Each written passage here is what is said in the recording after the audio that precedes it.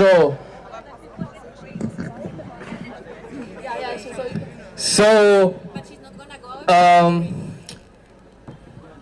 you so much for being here, first of all, and please, we are all excited, and Angela Davis is already here, and would be amazing together to chant together that we are here and we will fight. Freedom of movement is everybody's right.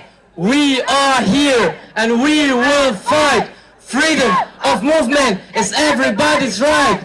We are here and we will fight. Freedom of movement is everybody's right. We are here and we will fight. Freedom of movement is everybody's right. We are here and we will fight. Freedom of movement is everybody's right. We are here and we will fight. Freedom of movement is everybody's right. We are here and we will fight. Freedom of movement is everybody's right. We are here and we will fight. Freedom of movement is everybody's right. You can do it louder and louder until Berlin shakes from our voice. We are here and we will fight. Freedom of movement is everybody's right. We are here and we will fight. Freedom of movement is everybody's right. We are here and we will fight. Freedom of movement is everybody's right. We are here and we will fight. Freedom of movement is everybody's right. Louder. We are here and we will fight. Freedom of movement is everybody's right. We are here and we will fight. Freedom of movement is everybody's right. We are here and we will fight. Freedom of movement is everybody's right. We are here and we will fight. Freedom of movement is everybody's right.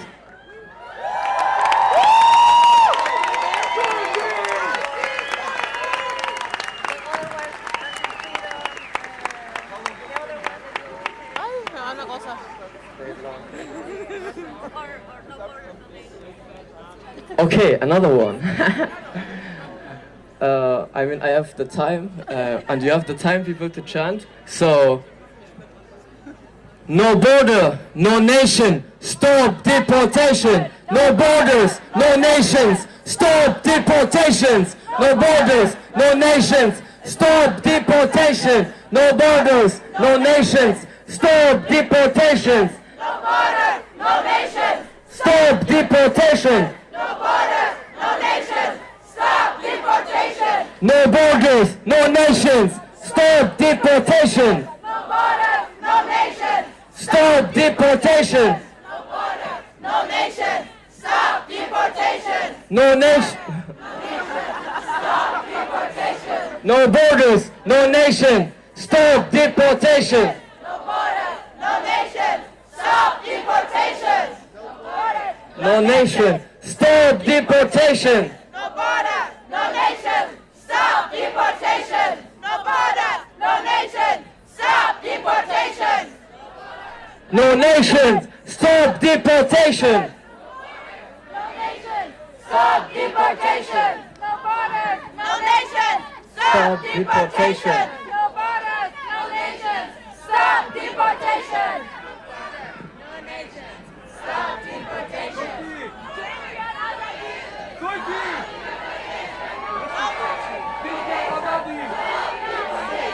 No borders, no nation. Stop deportation.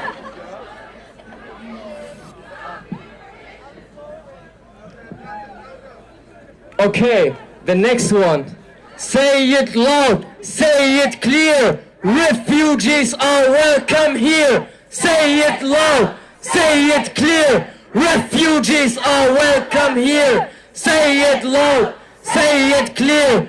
Refugees are welcome here. Say it loud, say it clear. Refugees are welcome here. Say it loud. Say it clear. Refugees are welcome here. Say it loud. Say it clear. Refugees are welcome here. Say it loud. Say it clear. Refugees are welcome here. Say it loud. Say it clear.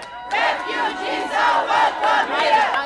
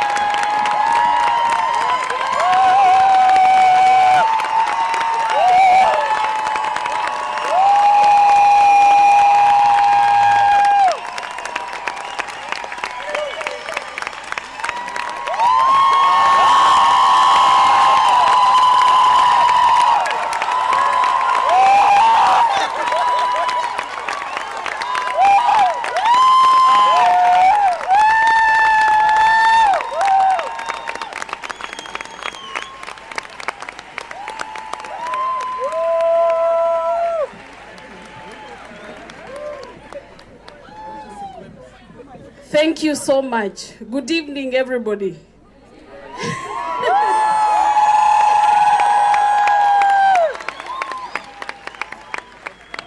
We are here and we will fight. Freedom of movement is everybody's right.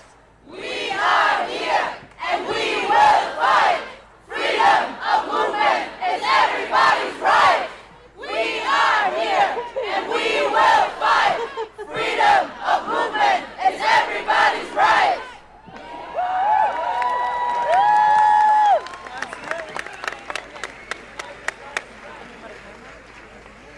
I'm Jennifer Kamau from International Women's Space.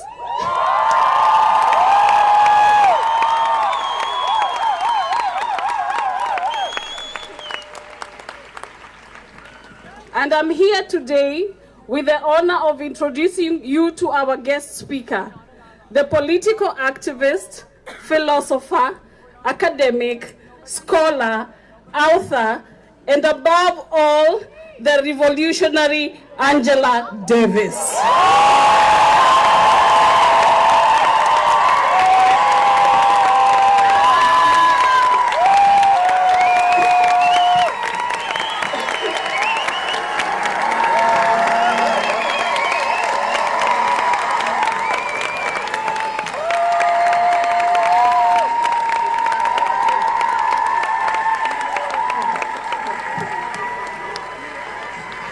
Angela was in her 20s when she started her political activism, and since then, it has been over 50 years of fighting for radical change and justice for all.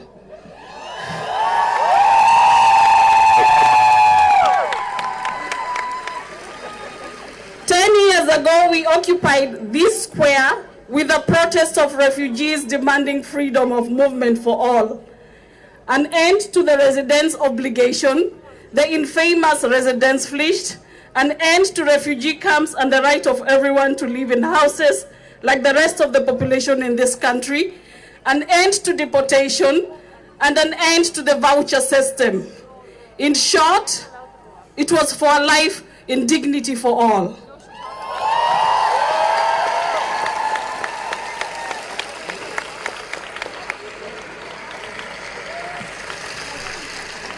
We have made achievements, but as Angela Davis keeps saying, racism remains the key problem. Just look at who is dying in the Mediterranean. They are all mostly migrants coming from the African continent in search of a better life in Europe, and they are being left to die at the sea. As if centuries of colonialism, slavery, and exploitation of this country's resources, including its people, were not enough. When migrants try to get here, they are stopped by this murderous border agency called Frontex, which uses your tax money to make pushbacks and seriously and persistently violate fundamental rights of migrants crossing the borders of Europe. We are saying very clearly, we don't cross borders, borders cross us.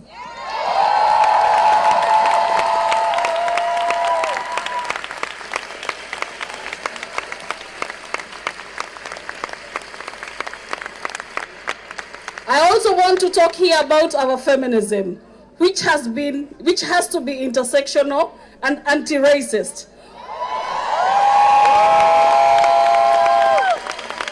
Or it can't be called feminism. A feminism that is made by women who have been abandoned by history. To quote Angela Davis again, women who now stand up and make their demands heard. The colonialist system, the capitalist system, and the growing fascist wave that is spreading around the world abandons us when it tries to make us invisible. When it takes our rights, we have won. But we do not give up, and we come together, as we are doing here and now.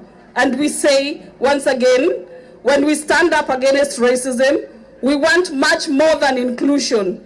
Inclusion is not enough, diversity is not enough, and we don't want to be included in a racist society. We want a society free of racism.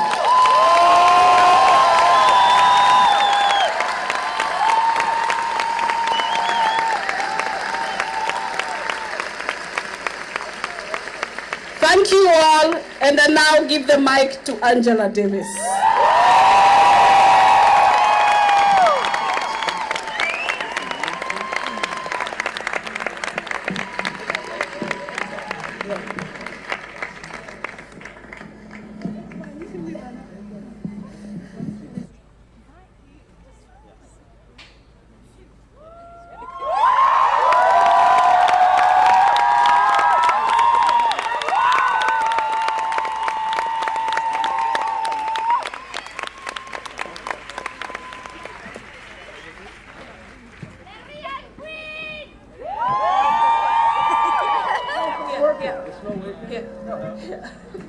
Okay, I think this one is working. Good evening, everyone.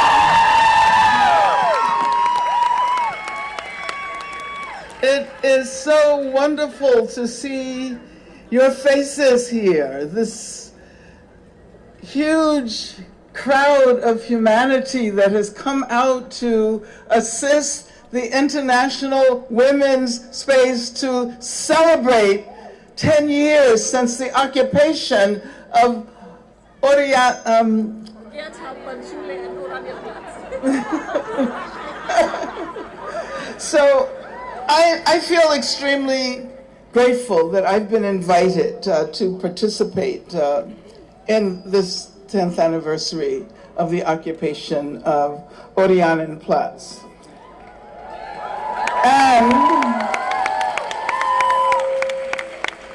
And this evening we uplift the refugee movement, not only here in Germany and not only in Europe, but migrant and refugee movements all over the planet.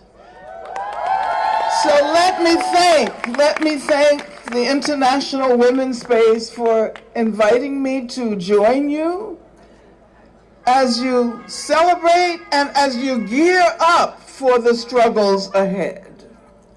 I can tell you that I will never forget my own experience here, marching through the streets of Kreuzberg in 2015.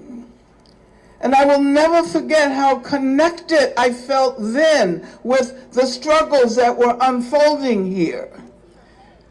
The organizers reminded me that when I came in 2015, I attempted to make the point that the migrant and refugee movements that were being organized all over the world, from Germany to South Africa to Jordan to the US to Australia and many other countries, that they represent the movement, the challenge of the 21st century.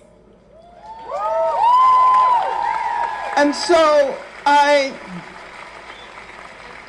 I was attempting to argue then, as I tried to do today, that the refugee movement encapsulates our planet's struggle for a better future.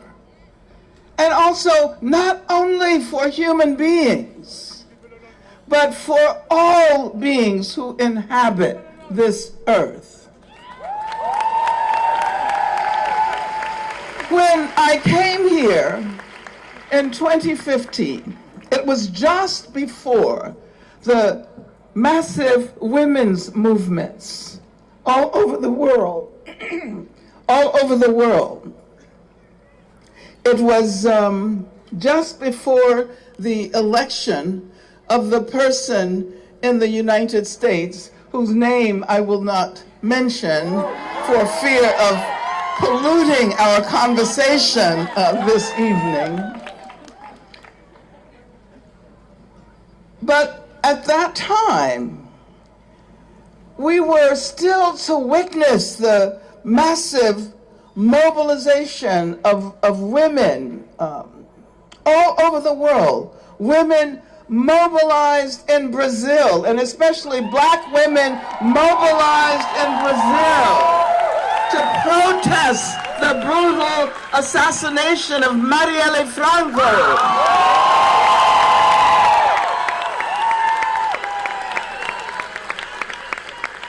And of course, black women went on to gain many new important political positions, including the first black trans woman elected to state Congress in Sao Paulo, Erica Malanguino.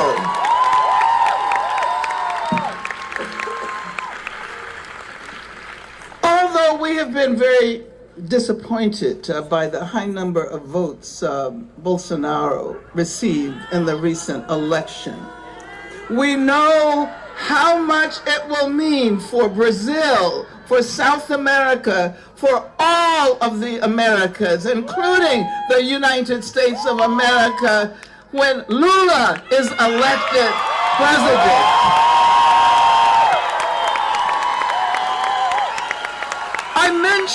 I mentioned the surge of progressive women, including Francia Marquez, the black woman activist who is now the vice president of Colombia. Because I think these victories mark a new era. And because the leadership of the migrant and refugee movement here in Germany is a feminist leadership, an intersectional, anti-racist, anti-capitalist feminist leadership. And so thank you, Jennifer, and I thank Napoli, and I thank Denise and all of the other members of your collective. And all of the migrant and refugee women and non-binary people who work against racism, against misogyny, against the powerful vestiges of colonialism, and who realize that without the powerful vestiges of colonialism, and who realize that if we don't challenge the powerful vestiges of colonialism, there will be no habitable future. So let me thank the refugee and migrant movements for all of the work that you are doing.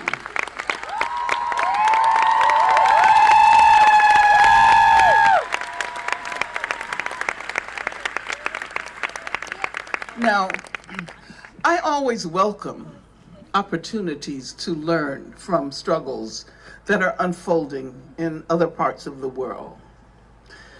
And the refugee movement not only makes demands related to people's predicament here in Germany, but also with respect to their countries of origin.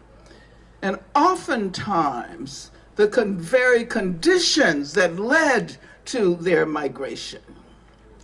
If Germany and other European countries are still ensconced in a collective amnesia that relegates colonialism and the racial capitalism associated with colonialism and slavery to a bygone era that they say has nothing to do with the present. If that is the case, and I'm reflecting on the United States, the US is afflicted with a kind of provincialism that prevents so many of us from recognizing the connections with what is happening in other parts of the world today. Many of us have worked hard to reveal how important it is to support the movement for justice for Palestine.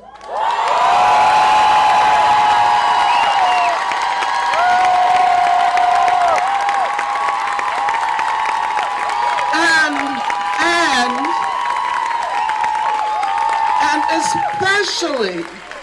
especially the historical affinities linking the Black struggle in the US to the struggle for justice for Palestine.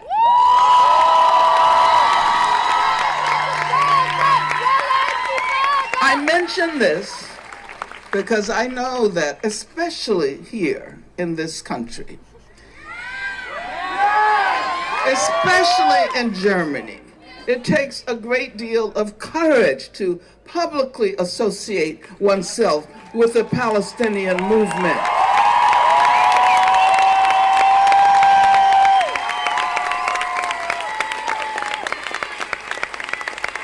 And especially because of the false ideological equation of critiques of Israel and anti-Semitism.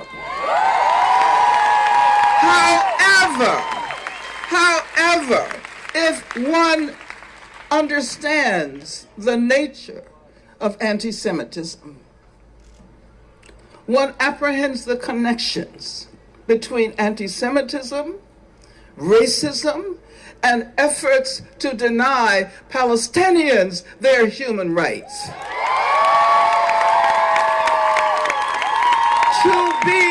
To be consistently opposed to anti-Semitism, one has to challenge the role of the State of Israel in promoting militarism, especially the militarization of the police and its ties to structural racism. And let me tell you that having grown up in the southern states, in the state of Alabama in the United States, I became aware very early that the racist terror that claimed the lives of so many Black people, including my friends who were killed as young girls in the 16th Street Baptist Church bombing in 1963, that terror also targeted Jewish communities. Jewish synagogues were targeted by the dynamite wielded by racists at the same time as Black churches and Black homes were dynamited. It is no historical accident that the first white allies of the Black struggle in the South came from Jewish communities. And I am saying this because we cannot conflate states, governments, with the people who inhabit the space controlled by those states and governments. To be critical of the policies and practices of the State of Israel is no different from being critical of the policies and practices of the United States government, or of the governments of Brazil, Germany, the Philippines, or South Africa. So you might ask, why am I talking about Palestine when the topic that has brought this gathering together is the refugee movement. And that is precisely why I am talking about Palestine. Half of all Palestinians are refugees, some 7 million people. And we all know that Germany cannot assuage its historical guilt by shifting the burden onto the Palestinian people who only want to be free.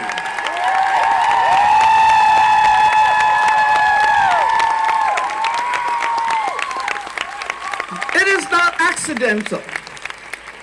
It is not accidental that women are on the rise all over the world and have begun to give visible leadership to important struggles, including the Black Lives Matter movement and anti-racist struggles in the US. Moreover, Black women were in the leadership of the voting rights movement that evicted Trumpian fascism from the White House. Unfortunately, the official governmental leadership of the US, even though there is a Black woman, Black and Asian woman vice president, that leadership has only attempted to push back the radicalism of the movement that emerged in the aftermath of the George Floyd and Breonna Taylor murders. The surge of radical Black women and women of color in leadership of grassroots movements against racial capitalism throughout the world is certainly an indicator of new possibilities. The fact that women, especially refugee women and Black women and women of color and Kurdish women and Iranian women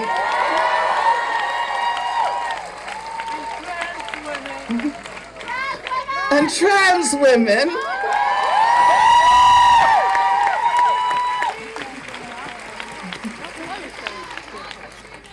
this is an indication that women are inspiring and leading struggles all over the world, and this is definitely a cause for hope. And so as we mourn the death of Mahsa Amini in Iran, and of all of those who have been killed during the uprising, we celebrate the extent to which women have become increasingly visible, both in inspiring radical movements and in giving leadership to those movements.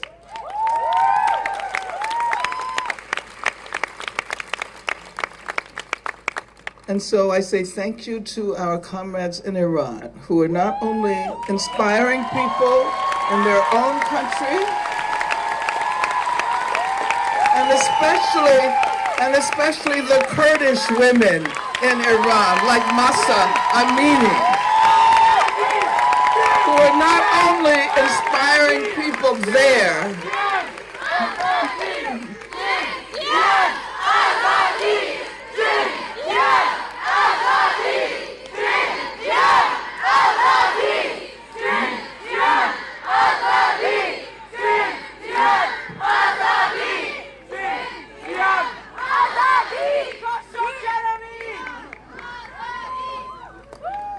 thank you.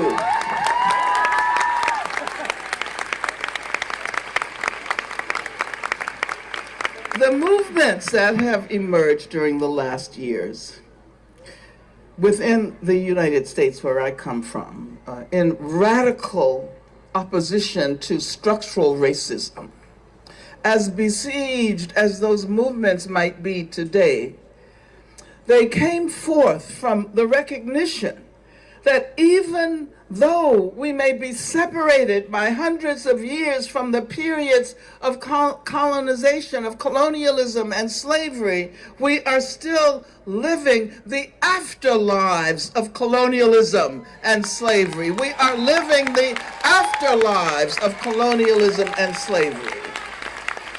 We cannot pretend that the putative abolition of slavery magically caused all of the ways in which slavery influenced major institutions in our societies to disappear.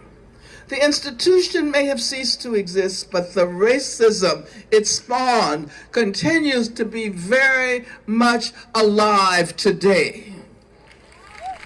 And indigenous people militantly bear witness to the fact that the genocide linked to colonialism, particularly in the American hemisphere, continues to define the material and ideological place of the original inhabitants of the hemisphere. It has been assumed that because the U.S. ranked second only to apartheid South Africa in the use of racism to define the society. And not only the southern U.S., but all regions across the country. That it has been assumed that these two countries were the primary localities where racism was a major and defining factor of the life of the countries. And of course, there were vibrant anti-apartheid movements all over the world, including here in Germany and throughout Europe. There were also movements that condemned U.S. racism and expressed solidarity with U.S. Black Americans, as well as with Latinx and Asian and indigenous Americans. From the vantage point of Germany, and Europe more broadly, racism was largely defined as external, as something which existed over there, and which could be addressed through expressions of solidarity with Black people and other people of color over there. But it certainly was not considered a problem that existed within Germany or within Europe. And I tell you, when I myself spent 2 years in Germany in the late 1960s, I could have given you many, many examples of the ways racism was expressed from my own personal experience alone, not to speak of the ways in which Gastarbeiter were treated at that time, and it continues to the present. Black people and people of color have lived in Germany for many decades and centuries. Nevertheless, like most other countries in Europe, Germany has always considered itself a white country. And I'm telling you that many, many years ago, when my sister visited Germany while she was still a high school student, an adult led her to the washroom and proceeded to ask her to wash herself. And I can assure you that her skin did not look dirty. But of course, this is the history that is always erased. And I want to share with you a very important passage from a book that was written by Harsha Walia. And the title of that book is Border and Rule.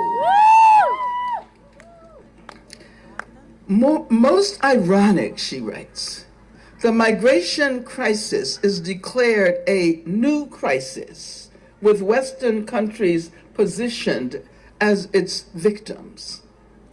Even though for 4 centuries, nearly 80 million Europeans became settler colonists across the Americas and Oceania, while 4 million indentured laborers from Asia were scattered across the globe, and the transatlantic slave trade kidnapped and enslaved 15 million Africans. Colonialism, genocide, slavery, and indentureship are not only conveniently erased as continuities of violence in current invocations of a migration crisis, but are also the very conditions of possibility for the West's preciously guarded imperial sovereignty. So thinking historically in the present and about the present, and considering that neither the colonial nor the post-colonial are devoid of afterlives, we should realize that we cannot become so attached to the present as we experience it that we fail to understand the dynamic and dialectic production of this present.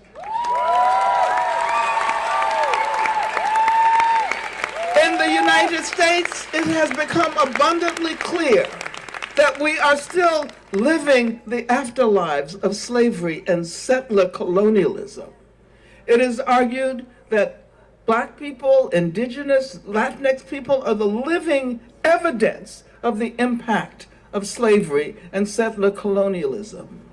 But it may be even more important to point out that the real evidence of the damage produced by these systems consists of the structural racism that became so apparent during the COVID-19 pandemic. In the US and throughout the world, people have been urged to think about historical forces responsible for racism and prisons and police and severe repression of immigrants.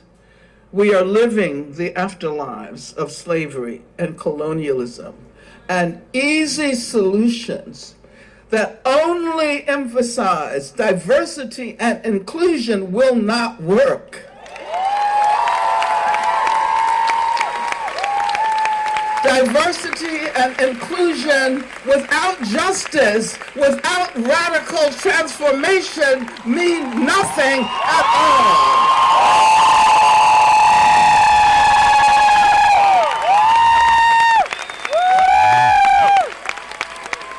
I have another quote I want to share with you. It's from a book published a few years ago on Dutch racism by my friend, my good friend, Gloria Wekker. And the title of that book, and I would urge all of you to read it, it's White Innocence, Paradoxes of Colonialism and Race. And so Gloria Wekker has this to say about the Netherlands. She says, we are a small nation, innocent.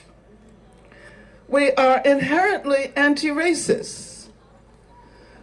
Moreover, we do not have bad intentions. She's speaking in the voice of the white Dutch. And as she emphasizes, this sense of national self is generated in and by a society that, and I'm quoting here, that has managed to convince itself that nearly 400 years of colonialism have miraculously not left any traces of racism, either in culture, history, language, representations of the self and other, or in institutions.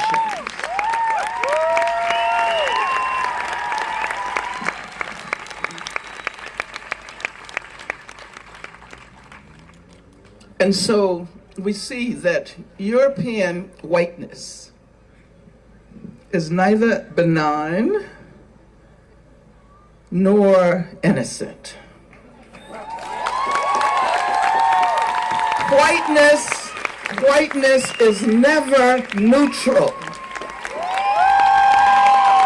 Whiteness is not a description of people, but rather a description of a structural relationship that involves the continuation of material structures and ideological assumptions rooted in colonialism and slavery.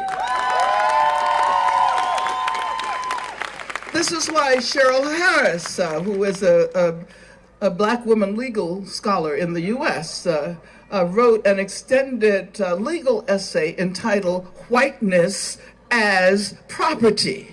Whiteness as property. Colonialism and slavery transform the planet. Read Walter Rodney's book on how Europe underdeveloped Africa. We always talk about Africa being inherently undeveloped or underdeveloped. Walter Rodney argues that it was capitalism that underdeveloped Africa. Also read Malcolm Ferdinand from Martinique. Read his book, Decolonial Ecology, if you want to understand the long-term effects of slavery and colonialism. But let's fast forward a few hundred years, and let's think about the globalization of capitalism, especially during the decade of, well, let's say the decade of the 1980s. And let's think about all of the wars that have been conducted or supported by imperialist powers. In that context, when you think about classifications like migrant or refugee, we tend to think about these as inherent definitions of the person, but they don't represent individuals, they don't represent groups, they don't represent communities, they represent state-regulated relations of governance.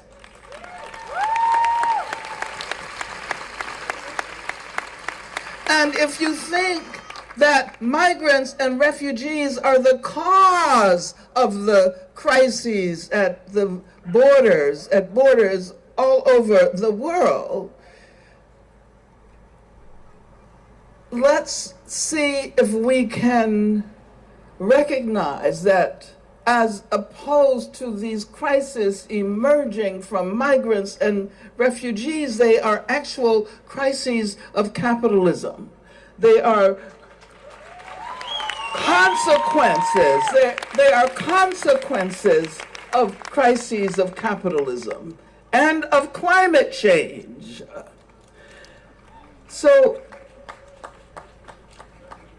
Germany has colonial amnesia, right?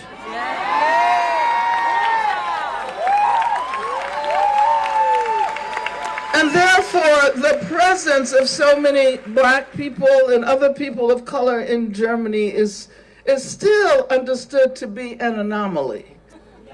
These are people who shouldn't be here. They don't belong. Even if they are born here, they are often congratulated for their facility with the language.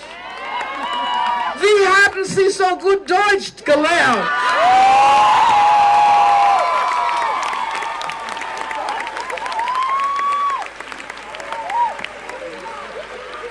You understand what I mean?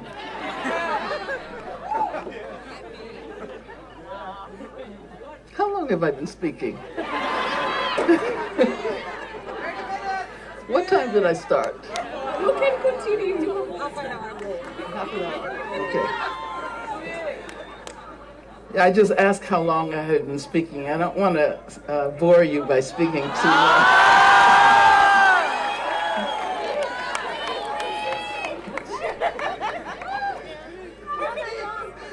Okay, well, you know, I was actually going to say something about the Haitian Revolution.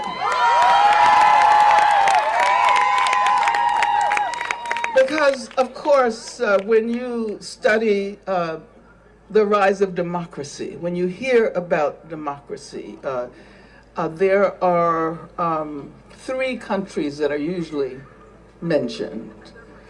Greece, right? And what are the other two? France and the United States. Exactly. Greece, France, the United States.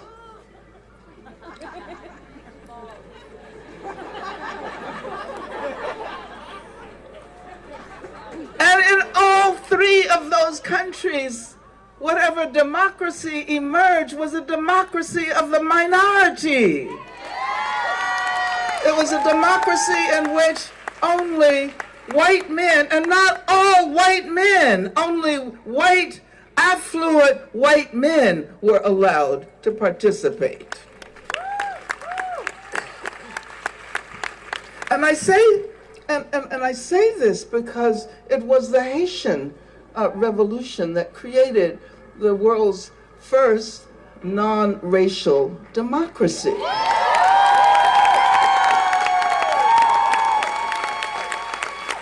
And the Haitian Revolution demonstrated to the world that not only could black people demand and successfully fight for their freedom, but they could conceptualize democratic processes that were not polluted by racism, that were not exclusionary.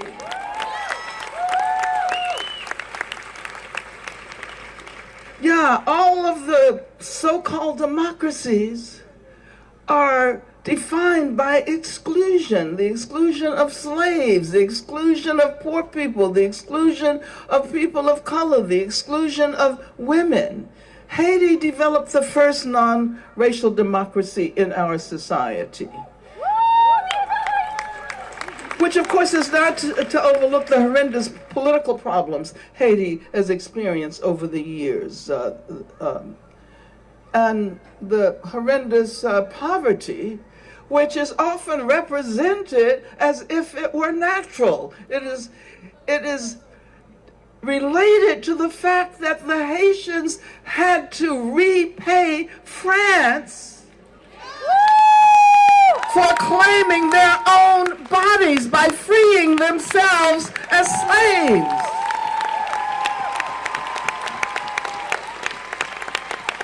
And so Haiti has been made to suffer all of these years because it refused to accept French hegemony. And today in France, there are raging political and academic debates about the nature and influence of racism in French society. The French government and intellectual supporters of the idea of French universalism, freedom, equality, fraternity, liberté, égalité, fraternité, they argue that French citizenship and les droits du citoyen are accorded to all, regardless of racial background. In fact, they say race is irrelevant. And as a matter of fact, the French are not even allowed to keep statistics because of those statistics might be based on race and religion. Islamophobia cannot exist because of their insistence on secularity, on laïcité. But precisely the failure to recognize race and religion as constructions capable of directing violence and suffering toward communities of color and toward people perceived as Muslims. This is the source of poverty, systematic discrimination, and persistence of the taints of slavery in French society.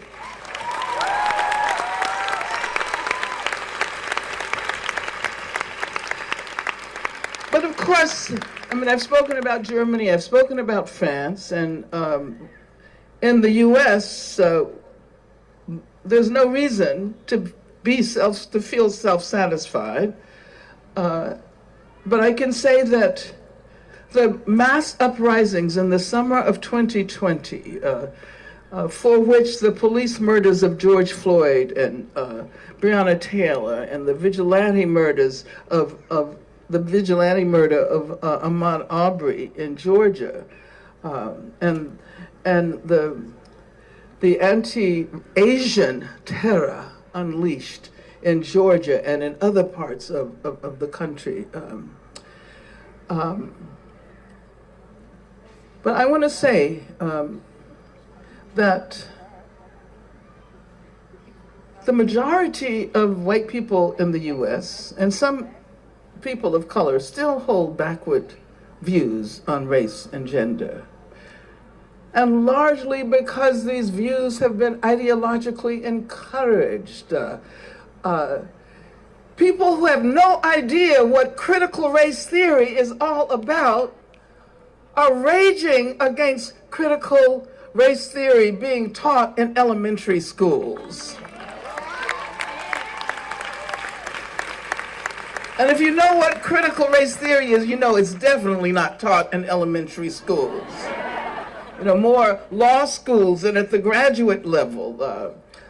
But anyway, they're talking about teaching anything at all about histories of racism in the US.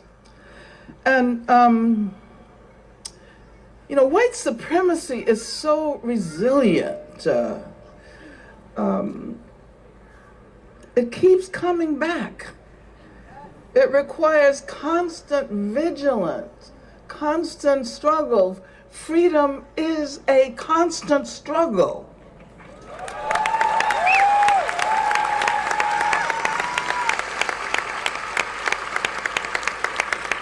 But I think we're fortunate that struggles for Black liberation have been just as or even more resilient. And it's precisely why people throughout the world look toward Black struggles in the Americas, you know, not only the US, but I'm talking about Black struggles in Brazil, in Colombia, I'm talking about Black struggles in the Caribbean, Black struggles in Mexico and Central America. And it's not so much because of what Black people have done, but it's because of this collective struggle for Black liberation that has always been linked to indigenous and Latinx struggles and Asian and Muslim struggles. And it has been linked to the struggle to decolonize occupied Palestine. It's been linked to working class struggles.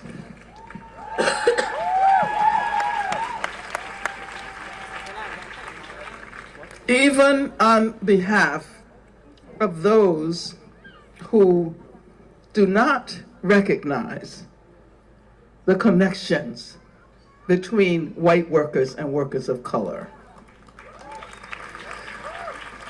But we also recognize Black freedom struggles because they have been central to the development of feminist struggles and because Black women have always been the backbone of our struggle.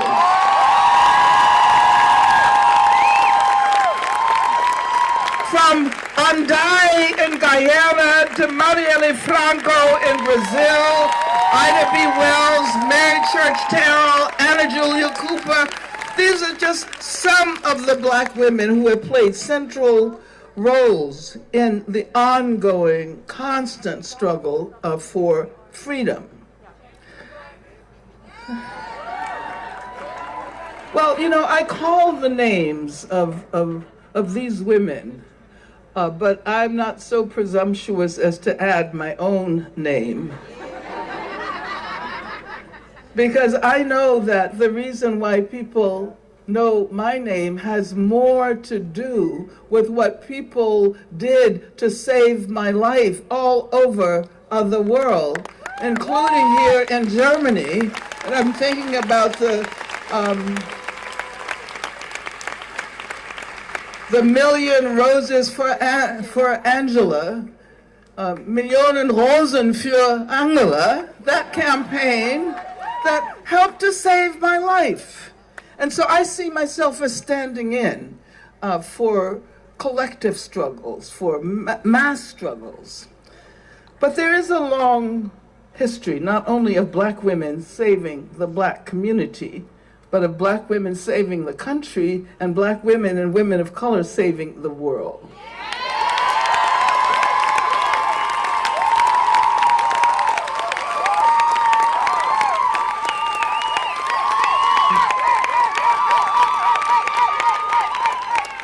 And so I have a few more paragraphs left, I think.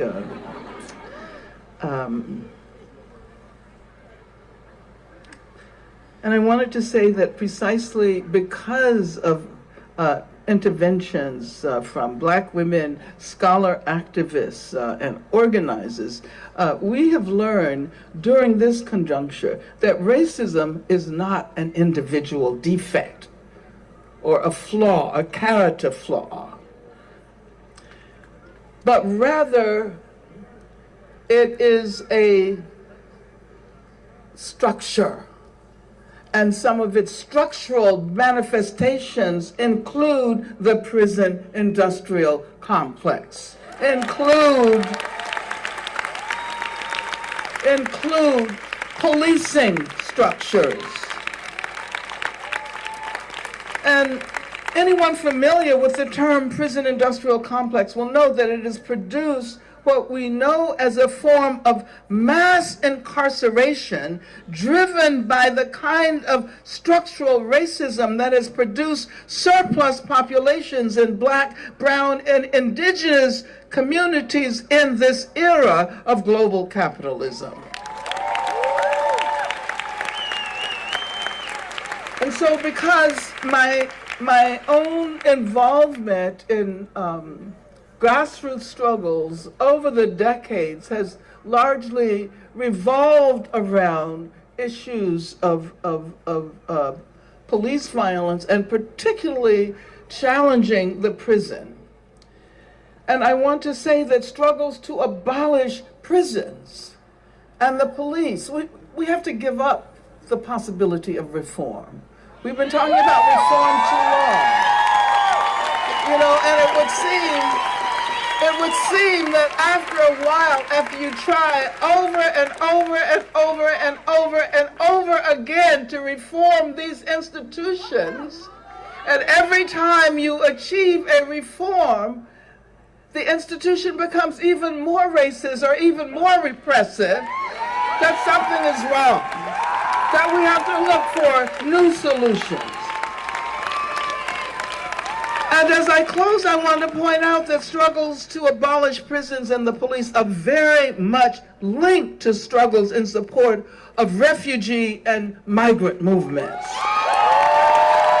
And what is remarkable about all these movements is that they are being led by women from formerly colonized countries, by black women, by women of color, by queer and trans women.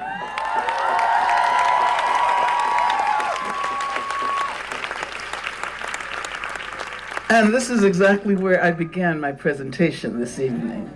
So here we are on Oranienplatz, where 10 years ago, refugee and migrant movements stood up and said, no, we will not capitulate. No, we will generate hope. We will generate hope for ourselves. We will generate hope for the planet, hope for the future, and that very challenge extends into the future when we will be confronted with the task of continuing to generate hope in order to give rise to even more hopeful futures. Thank you very much.